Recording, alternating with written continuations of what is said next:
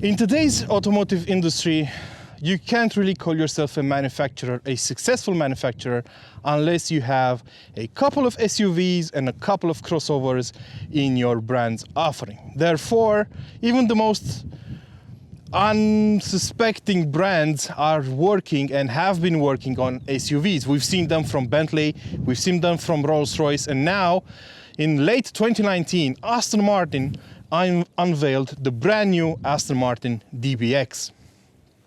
The DBX is a surprising car from a manufacturer such as Aston Martin. That's because they've been known for sports cars for a very long time.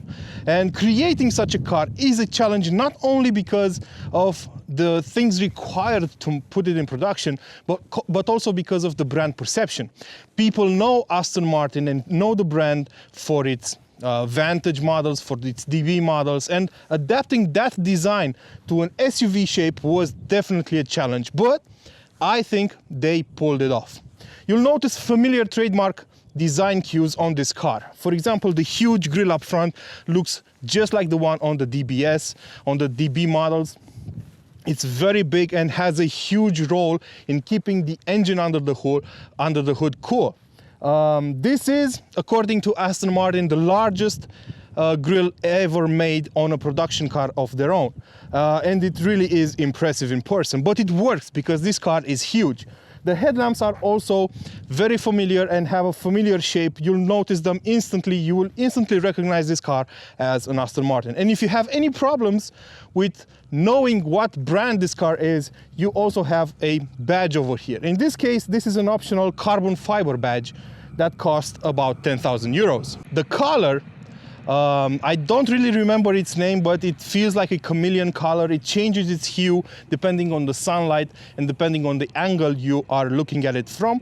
And the last thing I want to point out are these vents in the hood, and they are active. They are actually working to release the hot air from under the hood from that massive 4-liter V8. From the sides, the car is also very dynamic and aggressive. It has a couple of character lines. For example, this one going from the hood all the way to the back. And I really love the coupe-like shape of the roof that's sloping towards the back. We also have 22-inch wheels on this car, and the color, once again, I have to mention the color because this matte finish is absolutely brilliant and makes the car stand out even more. What I also want to point out is these door handles.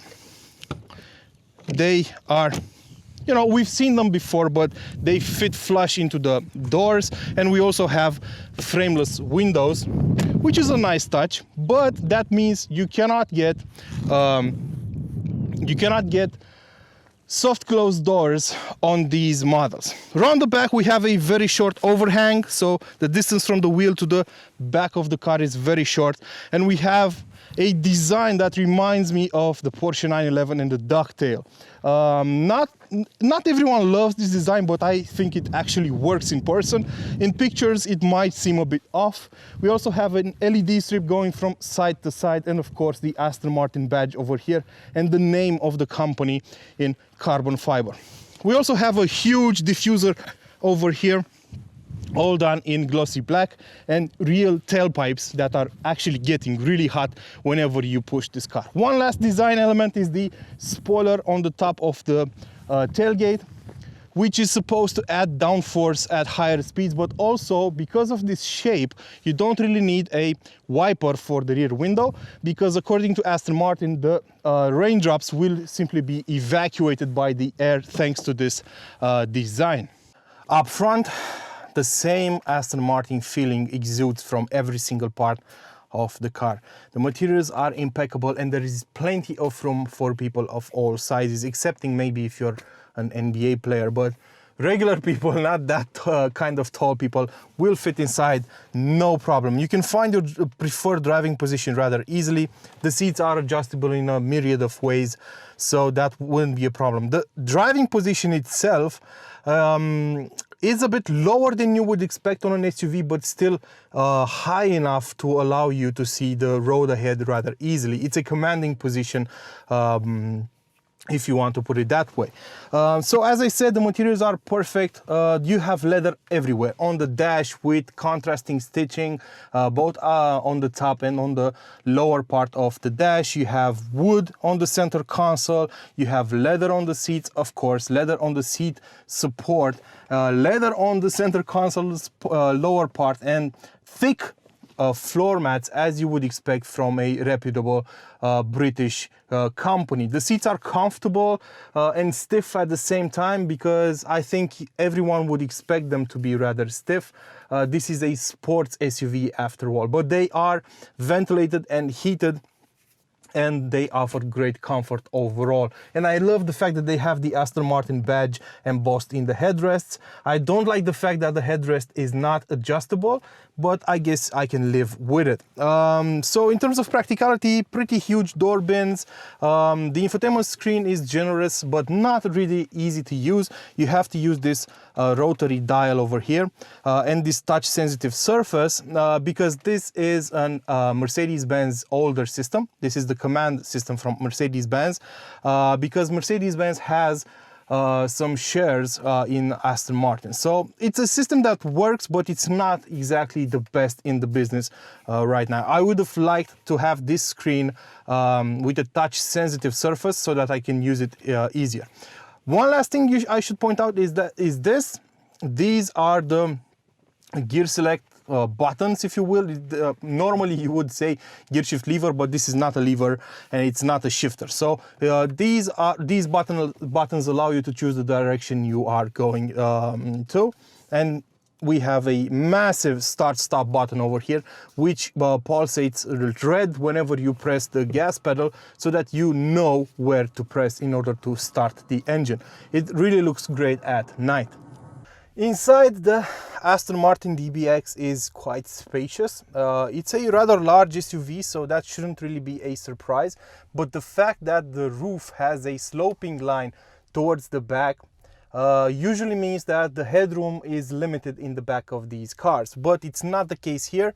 I have plenty of room. As you can see, the driver's seat is adjusted to my comfortable driving position. I'm 6 feet tall, about 250 pounds, and look at this, I fit in the back right behind the driver's seat. I have plenty of room for my knees and plenty of headroom. That's mostly because this is a panoramic sunroof and it looks and offers more space. But the materials are brilliant, top-notch, as Aston Martin got us used to. There's leather everywhere, on the door panels, on the backs of the seats, and it feels great to the touch. The design, I actually like the design a lot. These are ventilated and heated seats in the back, so just the same amount of comfort creatures you get in the front as well. Even the handles are made of a great kind of leather, and they feel great to the touch. So there's plenty of room for 4 adults. I wouldn't recommend 5 adults here sitting inside this car, because putting 3 adults abreast in the back might be an issue, because we have a rather thick transmission tunnel, but that's okay. I don't think anyone expects to be the DBX to be a people carrier anyway. When you get behind the wheel of the Aston Martin DBX, you notice a couple of things. The first thing you will notice the moment you press on this start engine button is the engine under the hood. This is a 4-liter twin-turbo V8, and it's developed by Mercedes-AMG. Now, Aston Martin has been using twin-turbo V8s from Mercedes for a while, because of all this nonsense with the emission regulation. But Mercedes also has a couple of shares invested in Aston Martin, so it's rather normal to have this technology infused into Aston Martin models these days. But this is a jewel of an engine. It's the same engine you will find on the Mercedes AMG C63S. Only if in that car it made 510 horsepower, on this one the power output is 550 horsepower and 700 Newton meters of torque. That power upgrade came with a new set of turbos and some new cooling systems in order to keep the heat in check. And when you drive this car rather fast, you can notice the heat escaping through the vents in the bonnet. It's quite fun to watch. So 550 horsepower, 700 Newton meters of torque. You have an 8-speed automatic gearbox under here somewhere, and an all-wheel drive system that uses a center diff that can send up to 50% of the power on the front axle. Now, that may not sound like a lot, but to be honest, you will only need power on the front axle like once in about 4 years. You will rarely need power on the front axle, and most of it actually goes to the rear axle anyway.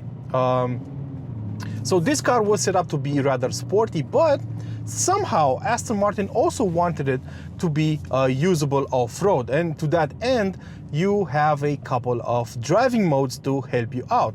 All cars come with an air suspension, and all cars come with these 6 driving modes, if I'm not mistaken. So you have Terrain Plus, Terrain, GT, Individual, Sport, and Sport Plus. So 7 driving modes.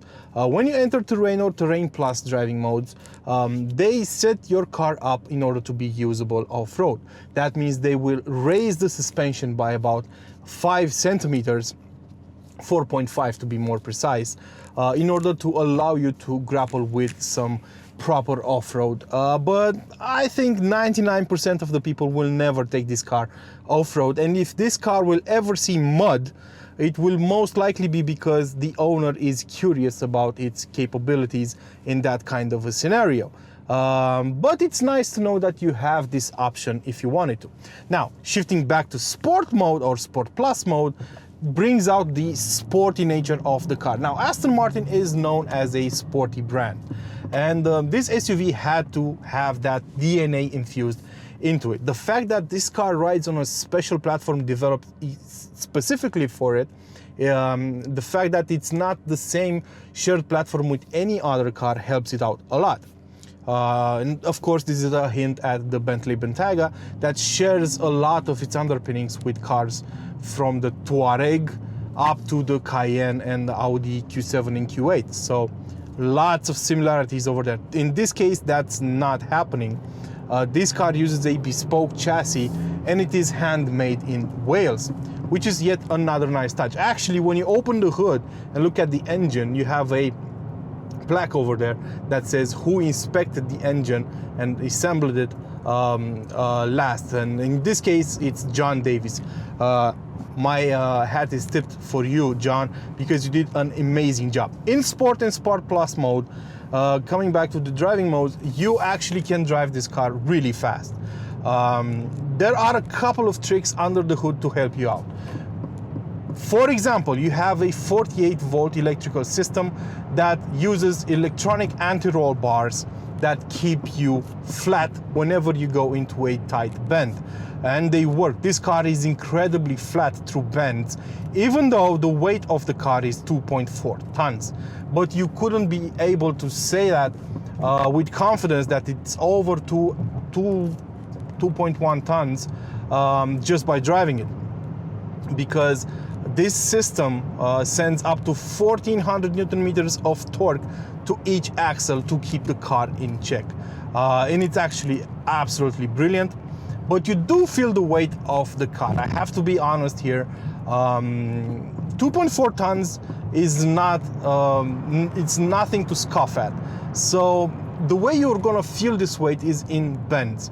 Whenever you approach a tight corner with carrying more speed than you should, you feel the underbelly of the car pushing you towards the outside. There's plenty of mechanical grip, but you still feel that weight shifting whenever you drive this car really fast. It's not a huge issue though, because driving it reminded me or made me realize that this was set up to be more of a GT car rather than a sports car. It is, if you will, the SUV equivalent of the Vantage. The Vantage isn't necessarily the fastest and the most agile car in its class, but it is probably the best GT in it, because it's comfortable, confident, and very refined whenever you use it. Even when you push it to the limit, the car feels very refined. It's kind of hard to put in words what you're feeling when you're driving this kind of Aston. So yeah, overall, it's a great driving experience, but there are better handling cars in this segment. I'm referring to the Lamborghini Urus and of course the Porsche Cayenne Turbo. Both of those are better handling cars, but that doesn't take away any of the shine of the DBX, because this car is a better GT, a better cruiser than those two. And that's, I think, the essence of the DBX. I think that's what should be taken away from my review with it. That should be the one thing you should stick with after you close this video. The Aston Martin DBX is a great grand tourer.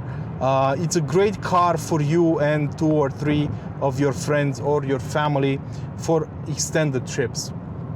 The sound it makes, the refined ride, because when you're not in sport mode, when you're in GT mode, because the car starts by default in GT mode, the car feels very well damped. It's very quiet inside, even though we have frameless windows, no issues whatsoever in that department. So it feels very refined and it gives you a laissez-faire kind of vibe, if you will. That said, this has been my review of the Aston Martin DBX. I would talk about pricing, but they will vary from country to country, especially since Brexit happened and these cars are handmade in Wales. So depending on what kind of deal your country has with the UK, what kind of trade deal it has, the pricing will vary. But you can kind of get these cars at around 200,000 euros easily, and for that kind of money, I think it's a great deal. You can get a Cayenne Turbo easily into the 200,000 euro range. You can get an Urus for about 300,000. That's a lot more expensive. The Bentayga is a lot more expensive as well, even the V8 version, not the W12. And I had the V8. You can check my review somewhere. I'll post the link somewhere around here, somewhere. So I think for the price, the DBX is a great deal. Instead of paying this kind of money on a BMW or Mercedes or a Porsche, I think you would do yourself a favor in getting an Aston Martin, because at the end of the day, when we're talking about these brands and this price range, the brand matters the most, and Aston Martin is a very, very desirable brand still. That said, thank you for watching. Don't forget to like, share, and of course subscribe to keep this channel alive, and tell me in the comment section below which one of these cars you would get if you had 200,000 euros laying around and you didn't know what kind of ultra luxury SUV to get. Let me know in the comment section below. Ciao.